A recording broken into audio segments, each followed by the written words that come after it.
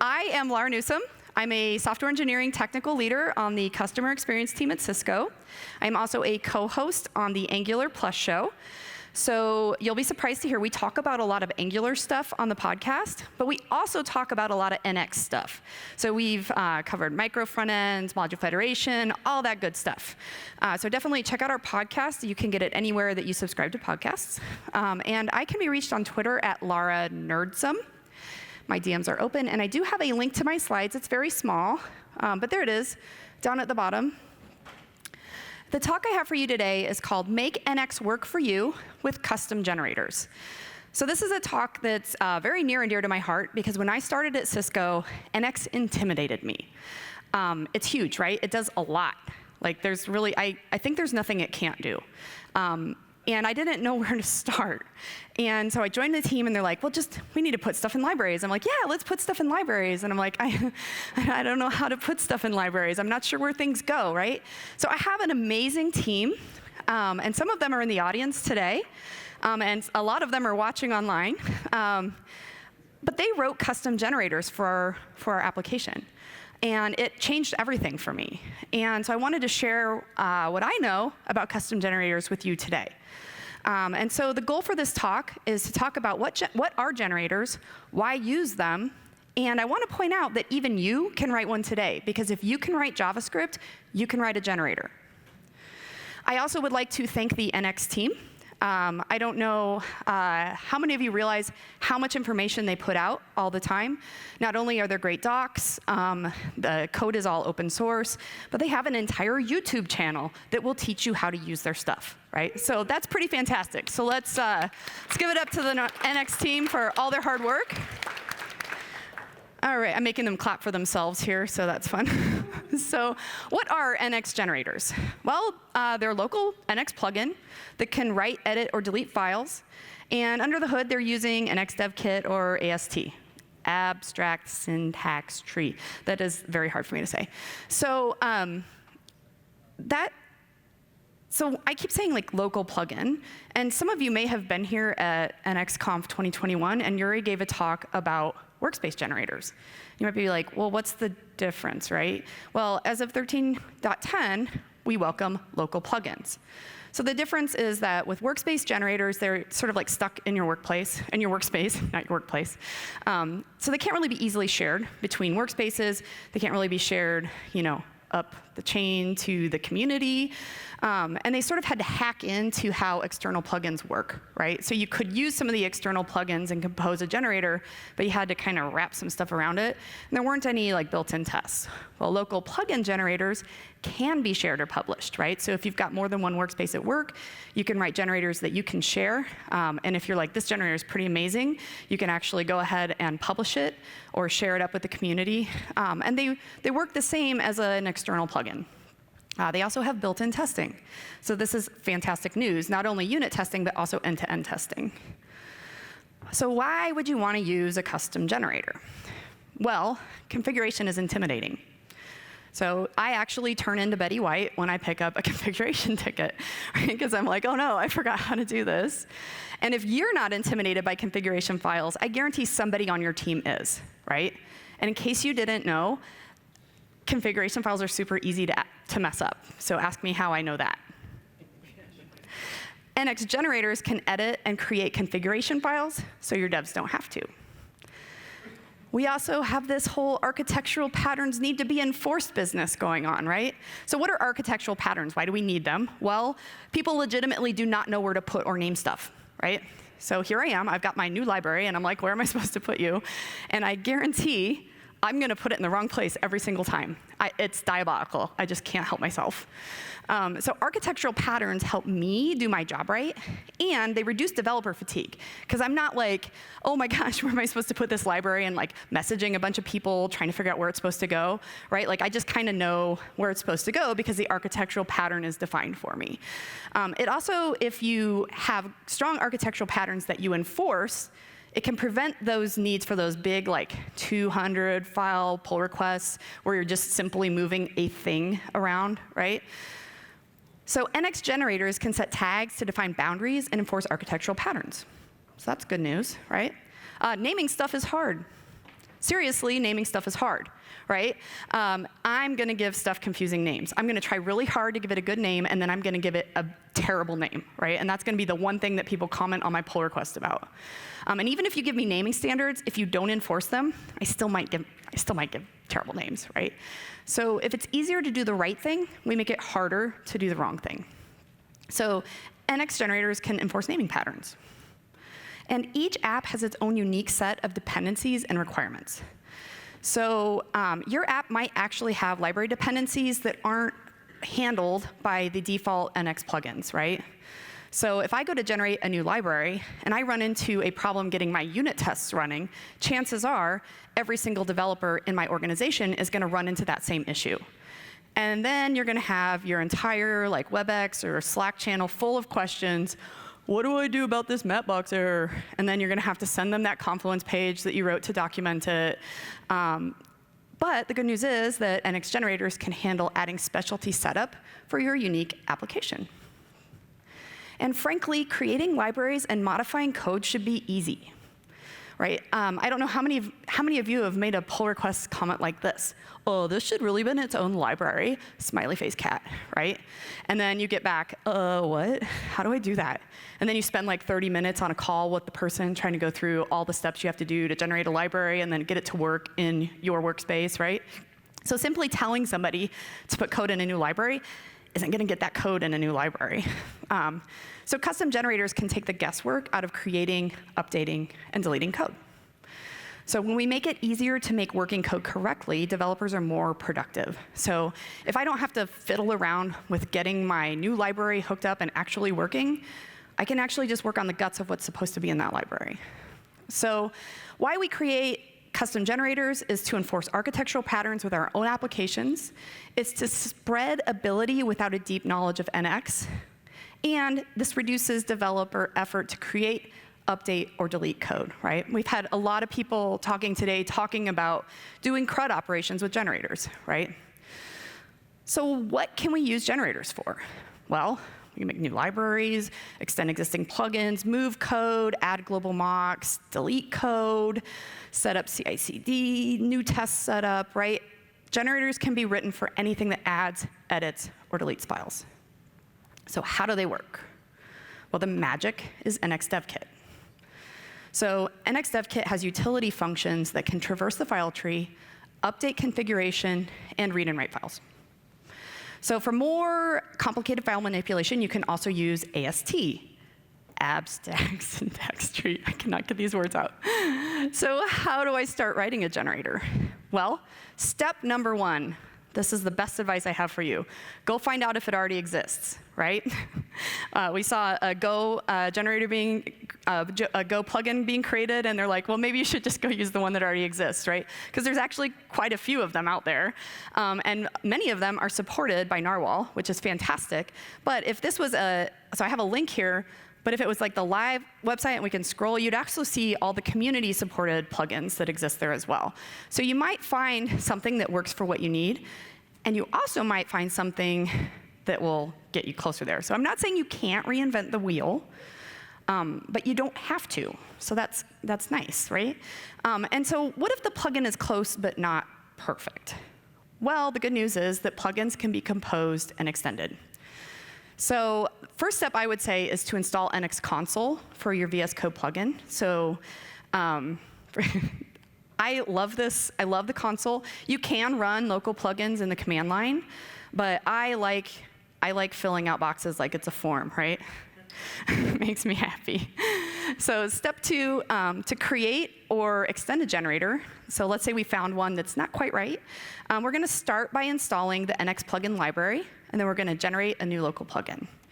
So we start by installing the library, right? So this command is going to install the NX plugin package as a dev dependency for the application. So you have to run this on every new, in every new workspace, it's local to that workspace. And then you'll just simply generate a plugin. So this command is going to generate a plugin in the application called my plugin. Fancy name. See, I'm really good at naming stuff.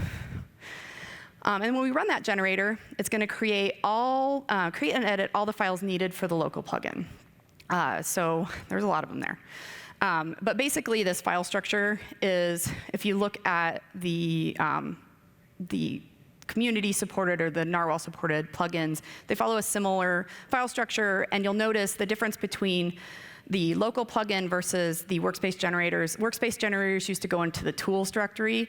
These actually are created as their own library, and then it will also create a new application, which is the end-to-end tests for your plugin. All right.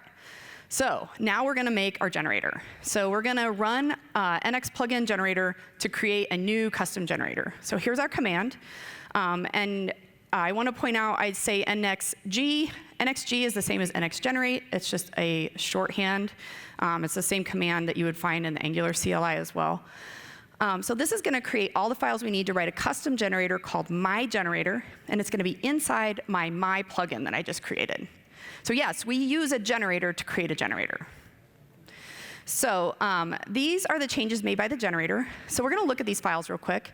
So first it's going to add our generator to the list of generators in the generators.json. And then it's going to add the schema.json. So the schema.json is the file that the NX console is looking at to figure out how to render the user interface for that. Then we've got our schema.ts file, which is our TypeScript declaration. So basically, if it's, that tells, even if you're running it in the command line, that'll let you know which properties you're allowed to set. And then we've got our generator.ts, which is the meat and potatoes. And then we have our spec file, which is the unit tests that we can write. And then we have a sort of index.ts template file that lives in this directory called files. And this is just, this is where you put files if you want to generate new files. We'll cover that a little bit later. So in the NX console, looking at our new generator, we see our schema here on the left. It's got 3 properties. Those are also in our schema.json. And so they turn up in our NX console UI. All right, so we're going to run our new generator. And out of the box, it's going to create 2 files. So, I mean, that's cool. It made 2 files for us, but that's not really that helpful right now, right? Like, because I wanted to make an Angular library. So what do I do if I want to make an Angular library? I want to make a generator for that. Well, I'm going to extend the default Angular create library generator. So the first thing I'm going to do, if you create a new Angular app, it's going to install the Narwhal Angular plugins for you. Like, this library will already be installed for you. But if it's not there, you can always install it. Or if there's a directory or a plugin that you want to use in your application, you can just install it using npm. And then we're going to look at our generator. So the generator, when it was generated for us, has an interface, it has 2 functions, and has a default export. And it doesn't matter what's in those because we're just going to delete it. And then we're just going to go ahead and import the library generator from the Angular generators library. And we're going to await it in our default export, right? And I'm just passing in the tree, and I'm passing in my options. And now when I run this, I get an Angular library. So that's pretty cool, right? So right there, I've just sort of hijacked all the hard work that everyone else did to make an Angular library generator, and it's now mine, right? And it happens to work because the Angular library schema only requires name. And my generator also only requires name. So you might be asking, like, why is this useful, Lara? Well, because the Angular generator has 34 options, which is fantastic if you know what all those options do. But if you're a new dev on your team and you're like, oh no, do I want this buildable? Are we using Tailwind? I have no idea, right? And so my generator only has 3, so it's better. So how is it useful to extend existing plugins like this? Well, somebody already wrote the hard stuff, so I didn't have to figure out how to write how to get a generator and make an Angular library for me. You know, like, the team did that for me. That was great. And it's going to link me to the most current generator, right? So I'm not going to be, like, stuck in 2017 or whatever. And then it eliminates decisions that my devs have to make. So I don't get pinged all the time with people saying, do we use Tailwind? I'm just like, no, we don't. No, we don't. We're just going to use CSS, you know? But what if we want some of the properties to be constant? Like, what if we know that we always want to set the import path to be something specific for our application? So we're going to use our generator to set some flags automatically to pass into the Angular library generator. So we can see here, we're going to set our import path, and I'm going to always set it to nxconf app, right? So in order to get this to have TypeScript not complain at us, we're going to need to add import path to our schema. It's optional here. And then we did not add that property to the schema.json because we don't want it to turn up in the NX console, right? We don't need it there. And then when we run our generator, we can see in the generated files, it's added our new import path for us. So this way, any dev who's using my generator is always going to have their import path set to nxconf app. So, but what if we want to automatically set tags so our linter can enforce boundaries in our monorepo, right? So you might remember this morning, a very amazing colleague of mine named Ryan Deal gave a talk about NX workspace guardrails, right? One of the things he talked about was using tags, right? Well, so how do you get a generator to do that for you? Well, we're going to create required properties to automatically set tags. So we're going to add 3 new properties because the tags we care about are scope, domain, and type.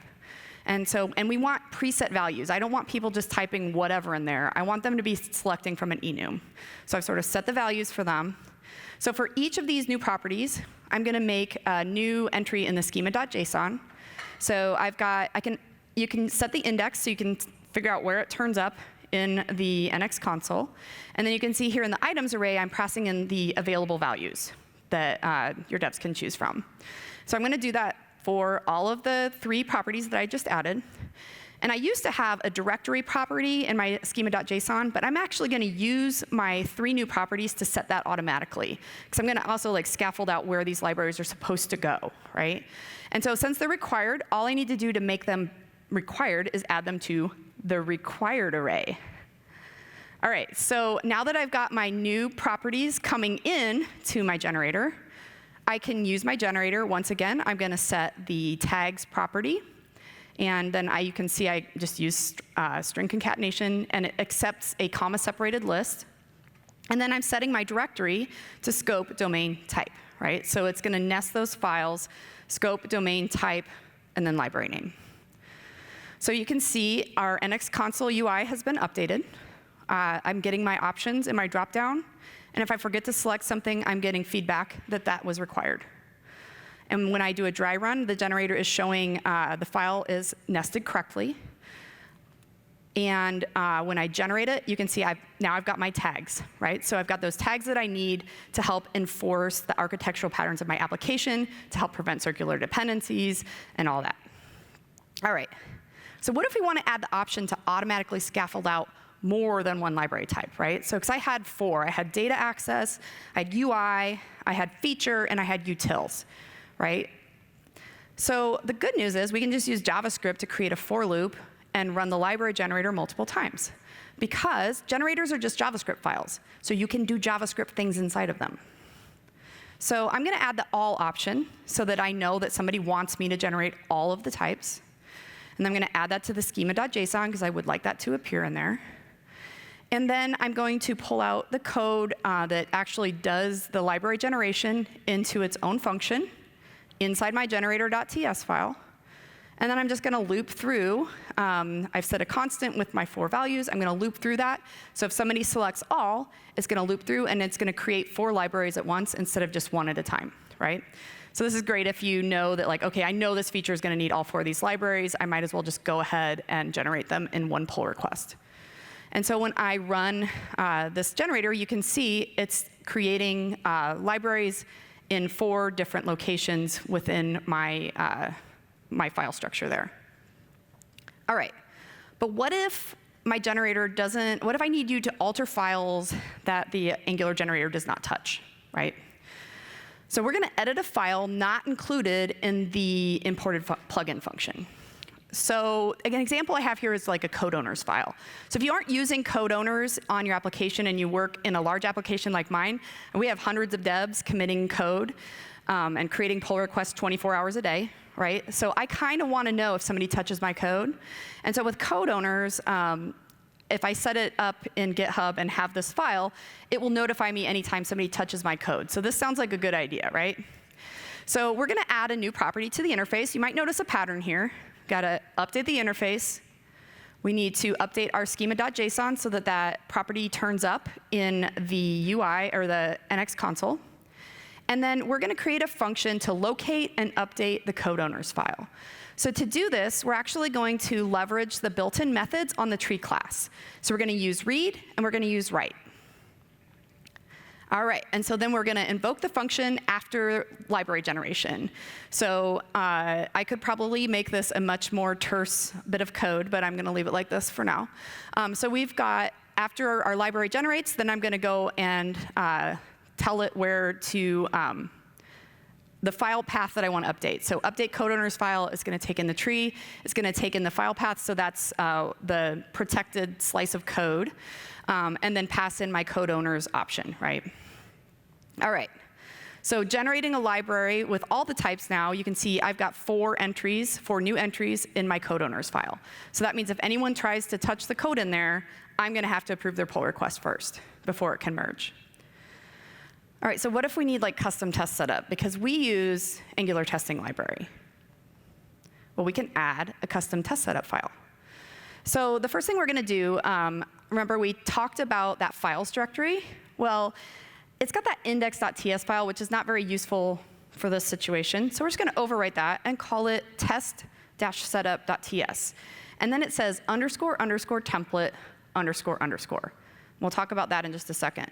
But then inside that file is just everything we need in the test setup to get our tests to work correctly with the Angular testing library.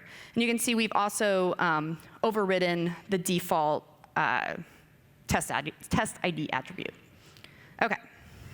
So then inside our generate.ts file, we're going to create a function that actually creates this file for us, right? So we're going to do this, we're going to use the NX dev kit.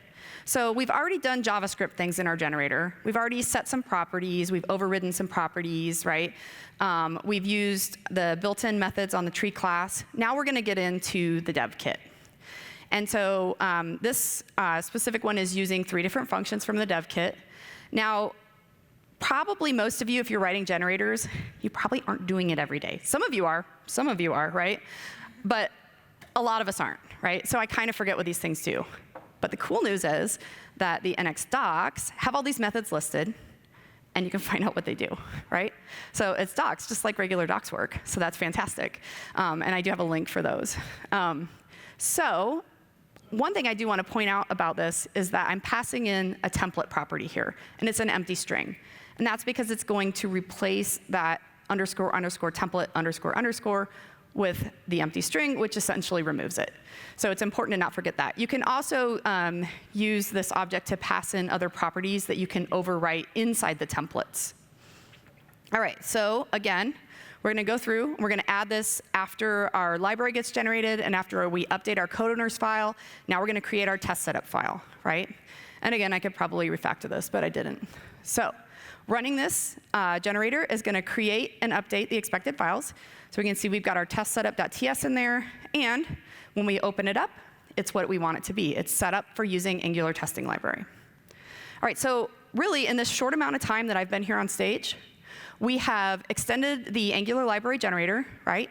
We've sort of hijacked it, right? We've formatted the library import paths. We've enforced library tagging.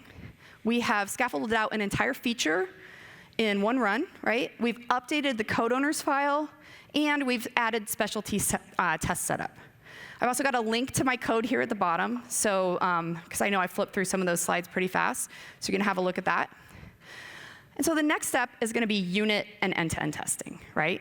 And I have 40 seconds left. So good news, Zach DeRose has this amazing video. He's right there, right? And he talks about publishing, yes, definitely, a round of applause, publishing your own NX plugin. So not only does he go through unit and end-to-end testing, but he also talks about the next step, which is when you're like, my generator is so amazing, everyone needs to see this thing, of publishing it and all that. All right, so takeaways for today. Most devs are not writing generators every single day. It's OK to read the docs, right? Easy generators, even something as easy as removing confusing properties, is going to speed up your workflows for your devs, right? And if you can write JavaScript, you can write a generator. All right, that's all I have for you today. Again, this is linked to my slide deck. Thank you for having me, and yeah.